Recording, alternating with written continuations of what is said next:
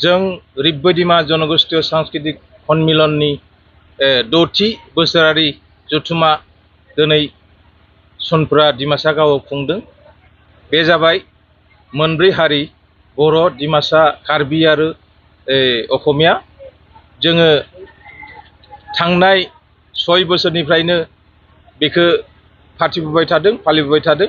बेनिखायनो जों दिनै बे सनपुरा गामिनि गेलेग्रा फोथाराव 6थि बोसोरारि जथुमा खुंदों। बेनिखायनो आं दिनैनि बे रिब्बदिमा जनगोष्ठी सांस्कृतिक सन्मिलननि आफादगिरि जानानै आंजों लोगोआव दंफायो जोंहा नेहाथारि आरो बे गामिनिनो जोंहा बानजाय आफादनि सोद्रोमा नोंथांमोन। आंजों लोगोसे थाफानायानो जाहैबाय बिथां धानुराम नाथ। बिथाङा रिब्बदिमा जनगोष्ठी सांस्कृतिक सन्मिलननि गाहाय नेहाथारि, आं जाहाय आफादगिरि। बेनिखायनो जों फैगौ बोसोरावबो जाहाथे बेबादिनो जों ज'हैनो जों गावबागावनि हारिनि कला कृष्टिखौ बयनोबो देखायनानै जों आवगायलांनो हायो।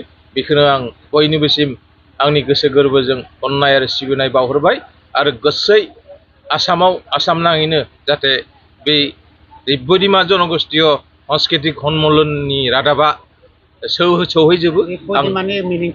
रिब्बदिमा माने रि माने रिगनं सिंदि, कार्बिफोरनि बसन्त उत्सव, ब माने बहाग हारसाफोरनि असमियाफोरनि, आरो बै माने बैसागु जोंनि बर'फोरनि, आरो दिमा माने बिसुदिमा डिमासाफोरनि। बेबादि मोनब्रै जाथिजों ज' खालायनानै मोनसे सोदोब रिब्बदिमा मुं दोनदों।